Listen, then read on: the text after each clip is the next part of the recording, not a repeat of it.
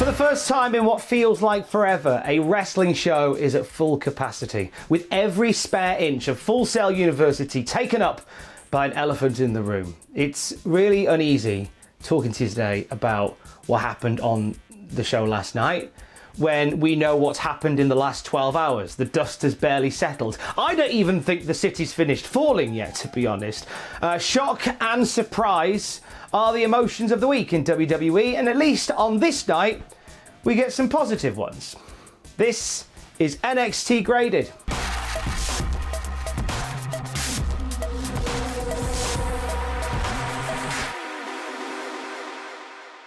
Commentary duties tonight with Tom Phillips and Byron Saxton. Maybe they weren't happy with Mauro going solo. I thought he was brilliant, to be perfectly honest. We kick off NXT tonight with a recap of all the stuff that happened last week. The nutshot heard around the world, followed by the other nutshot heard around the world, and then the cup shown around the world, and the end of the rivalry between Gargano and Ciampa. And we kick off in ring with Finn Bálor taking on Fabian Aichner of Imperium. Bálor is still calling out Volta. We don't know when that match is going to happen, so he's going to spend some time going through Imperium. Aichner and Finn have some 50-50 techers to start with, and it feels like every time Finn Bálor tries to get momentum, Marcel Barthel at ringside is distracting, grabbing his leg, cutting him down, and Aichner just keeps getting back on top. Top marks for Aichner in this match, though, who hits like a deadlift one-armed powerbomb. It looked brutal. Bálor almost gets his head smashed into the steps outside the ring. He manages to fight off Barthel, sends him crashing through the barricade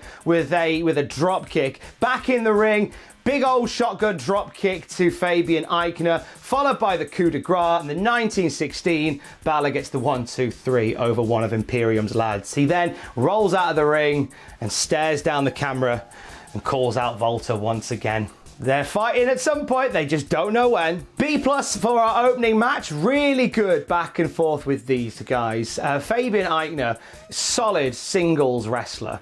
And him and Bálor had great chemistry. And as we said at the beginning, I like that they're continuing the stuff with Bálor and Volta. When we get to TakeOver Dublin in October, if this is still going, that is going to be a white-hot crowd for Bálor versus Volta. We get a video package all about Charlotte Flair. Charlotte Flair talks about how she's beat the past and the present of the women's division. Now she's in NXT to march through the best women's division there is. She talks about how Rhea Ripley is going to be gunning for her again soon, how Io Shirai has a championship opportunity, but she extends a title opportunity to Mia Yim, who was Charlotte Flair's first opponent in NXT. So they're going to have a match, which is a nice way of setting up a unique match between these two. And then Charlotte says she's going to carry on mowing through everybody as she goes through. Whoever beats Charlotte in NXT, I think, will be made by beating Charlotte in NXT. Aliyah versus Xia Li is up next. It's nose for a nose. A few months ago, Aliyah had her nose broken by Xia Li. Aliyah returned the favour a couple of weeks ago on NXT, and this is the grudge match. Aliyah runs away from Xia Li for the start of this match, gets a cheap shot to take control, but tonight, Xia Li will not be denied. Ends up kicking Aliyah square in the face and getting the pin. This was a fiery grudge match. Bit ropey in places, but it was alright, it was fine, and it ties that little story up nicely. The Interim Cruiserweight Championship will be determined in a tournament, and we get the first match of one of the first brackets of the tournament. It's Isaiah Swerve Scott against Akira Tozawa. Hard chops to start this one. Tozawa takes a bump to the outside that makes me feel a bit sick. It's a Hurricane Rana hit by Swerve that just sends Akira splatting onto the outside. Late in the game, Akira locks in the octopus, and we see Swerve try and fight out of it, but Akira turns it into a dragon sleeper, then a body scissors choke type thing. Swerve fights through, brainbuster, house call for a 2. Akira Tozawa rallies back again, hits a senton off the top rope, following an exploder suplex in the corner for the 1-2-3. Big win for Akira Tozawa in the Interim Cruiserweight Championship tournament. He speaks afterwards and says he must keep fighting and must keep winning before staring intensely into the camera. This was a good showcase for Akira Tozawa and Isaiah Swerve Scott, giving this match a B+. Really solid match from these two. So far, match of the night without a shadow of a doubt. The Cruiserweight tournament is going to create some really, really decent wrestling, which I am here for. Talking of said tournament, we get a video package for El Hijo del Fantasma, who is in the tournament. He talks about his heritage and talks about how he wants to become the NXT Cruiserweight champion. They use some great visual effects throughout this and really make Fantasma feel like a big deal. In all that's going on in the wrestling world, genuinely, I'm quite surprised to see Fantasma getting this opportunity now. I think he's great. And let's see him work some magic with NXT Cruiserweight guys. Tegan Nox takes on Raquel González now, who is flanked by Dakota Kai. This is Davina versus Goliath, if you will. Some big moves by Raquel, trying to break the arm of Tegan Nox, trying to choke out Tegan Nox. Tegan keeps trying to fight back in and keeps getting shut down. Dakota Kai gets involved, jumps on the apron and hoofs Tegan in the face. This brings out Shotzi Blackheart to run distraction, try and take out Dakota Kai. Raquel looks to chokeslam Shotzi off the apron, and this leaves an opening for Tegan Nox to get the roll up on Raquel for the 1, 2, 3, and legs it out of there before anything else bad can happen. Giving this match a C, fine. Like I said, it was to use the same expression again, it was Davina versus Goliath. And it was just your standard battle of big and little, and the cheeky win from the smaller one, and more things to come. It was fine. It is time to bask in the glory of Keith Lee. Anytime they make a video package that requires Keith Lee to use those dulcet tones of his, I'm all about it. And this was a whole video about his upbringing, about how his parents didn't want him being a wrestler, how he was nearly kicked out for stealing his dad's car to drive to a wrestling show to work with Mick Foley. They bookend this later in the video where they show Mick Foley talking to Keith Lee and just gushing about how brilliant he is, which I thought was a nice touch. And we just hear all about the life and times of Keith Lee whilst he is looking splendid next to a lake, which is lovely. Keith Lee is, and he talks about it in the video, talked about how a lot of people said that he didn't have the right look getting in, and now he is quite frankly undeniable in NXT, and I'm excited for what he will do down the road. Dexter Lumis back in action. He takes on Tehuti Miles. Dexter just doing that 5,000 yard stare. Tehuti Miles asks if there's anybody in there. Hello, McFly. And this is just Dexter just battering. Punches, punches, punches. Little comeback by Tehuti. He eats a spine buster, followed by the Uranagi Anaconda Vice. Tap out. Dexter wins. It's a C for me. I'm liking the character work of Dexter. There wasn't much to say about this match. It was good. It was good. It was just not much to say about it. I'm liking the character work of Dexter Lumis. And the more I think about it, the more I like it. Because on a show where so many of the matches are fast-paced, high spots, big moves, Dexter Lumis kind of clunking the gears all the way back, slowing everything right down and being the way he is, actually really stands out. Now, all night long, we have seen Velveteen Dream in his purple lounge waiting for Adam Cole. There is talk of a face-to-face between the Dream and the Champ. We then see Adam Cole in his orangery once again, back at his palatial home. I'm expecting Britt Baker to walk past water in the plants whilst drinking a Tab or a Dr. Pepper or a Mountain Dew.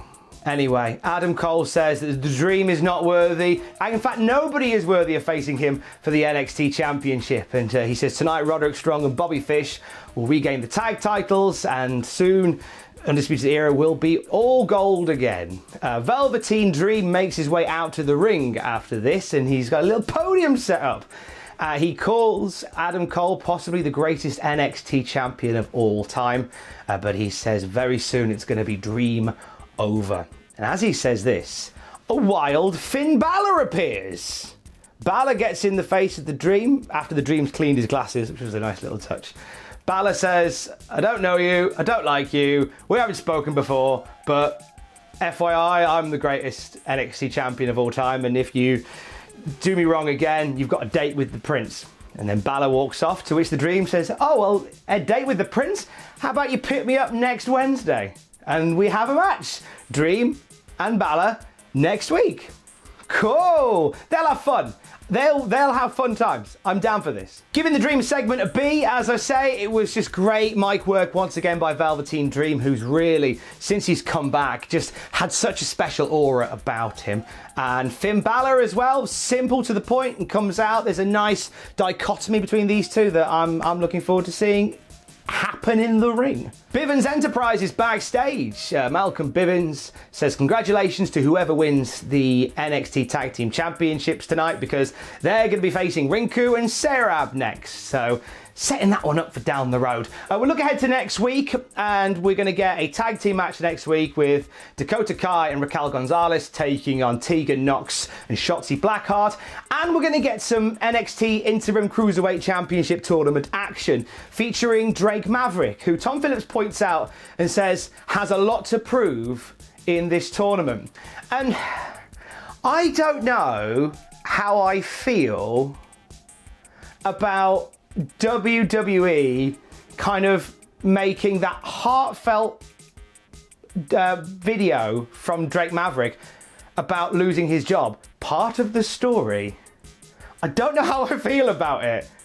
I mean, I'm not offended by it. I'm not like, I just don't know whether it's that cool. Like, the guy's just poured his heart out and he's just lost his job, and I feel like you've just gone, well, let's make it part of the story. Yeah, I'm sure. Hey, look, if it was right, if there was a live crowd at Full Sail, they'd be chanting Drake all night, and it'd be a real moment. But they won't be. So, I just don't know how I feel about it. I'm probably overthinking it. I've been up since 3 o'clock. And it's main event o'clock now. It is Bobby Fish and Roderick Strong from the Undisputed Era challenging Matt Riddle and a mystery partner for the NXT Tag Team Championships. Riddle tried to find out earlier on who his mystery partner was, and he couldn't get the answer. So Pete Dunne is on the big screen now to give him the answer. Pete Dunne wearing a WWE 2K19 jacket. So I guess we're just going to forget 2K20 ever happened. Actually, it's just as well. If he was wearing a 2K20 jacket, he'd have glitched through the wall. Pete Dunne makes the announcement that obviously he can't be there to defend the title, so he's gone and found one of the toughest people he's ever faced to team with Matt Riddle. And he introduces the WWE world, oh my days, this is happening, this is happening, this is happening, to Timothy Thatcher. Out comes Thatch in a WWE ring, looking every bit the grizzled veteran. Wow, that's a different kind of shock to the one we've had over the last several hours as a wrestling fans. Timothy Thatcher and Matt Riddle teaming up in this match. Riddle starts wrestling with Fish, gets the tag to Timothy Thatcher, and Timothy Thatcher just, well, he Timothy Thatchers everybody. Like, his wrestling style is old school. Like, he bends and breaks and pulls and pushes. He wrestles like somebody trying to squeeze all the toothpaste out of the tube. It's the best way I can describe it. And it's so different, but so similar. I liked it. I liked it a lot. Riddle gets tagged in and gets beaten down by the Undisputed Era. Thatcher gets wiped out on the outside as well. But whilst there is some fighting on the outside, Roderick and Bobby spot Dexter Lumis, who is watching from afar. He's got like a spotlight on him and he's just staring ahead and watching the match. Being creepy and all socially distant. Okay. Riddle finally manages to get a breakthrough after Roddy hits a couple of suplexes. Riddle hits a deadlift fisherman's to break this up. Finally gets the tag to Thatcher. He's belly to belly suplexing everybody. He's Thatchering everybody in the ring except Riddle because he's his tag team partner. UE tried to double team Thatcher. Thatcher will not be denied tonight. He locks the Fujiwara armbar in on Roddy, and Roddy almost immediately taps out. And the win goes to Matt Riddle and stand-in tag team champion Timothy Thatcher. Tom Phillips got a good line. No feet, no shoes, not no feet, no shoes, no teeth, no problem. I feel like that is a t-shirt waiting to happen. I'm giving this match a B+. I thought it was a really solid match. I feel like seeing Timothy Thatcher in a wrestling ring was very surreal. I think at points, like, his style really stood out, in my opinion, for the right reasons. If you're new to what you're seeing in the ring, Timothy Thatcher would very much be an anomaly to you. but I liked it. I thought these guys all worked really well together. Is it the best UE Broserweights match? No, they've had better matches on pay-per-view, but like, this is it's all up in the air. This is what they put together, and I really enjoyed it. Final part of the show goes to Tommaso Ciampa. He sits a camera on a box backstage and he starts to talk. He says he's done with Johnny Gargano, he's done with Candice LeRae, calls Gargano the better man, but before he can say any more, he's grabbed from behind and taken to the ground. The camera falls over, so we don't see what happens, but we just hear almighty crashing and destruction. We then see Ciampa's head hit the ground. We then see a woman's leather shoe. You have a woman's shoe, my lady. Walk into shots. We believe it's the foot and the leg of Scarlett Bordeaux. And then next we see the face of Killer Kross, right up in the face of an unconscious Tommaso Ciampa. And he says, quite just simply, tick tock. Killer Kross has landed in NXT proper. Although he's not Killer Kross, WWE released some t-shirts online for Karrion Kross. So either that is his new name now, thank you please, or he's getting a brother debuting? The former, it's gonna be the former. Overall, NXT this week from me is a B-. Wasn't the best show they've ever done, but there was some good stuff in there, some really good wrestling in there that's building to future things, which is cool.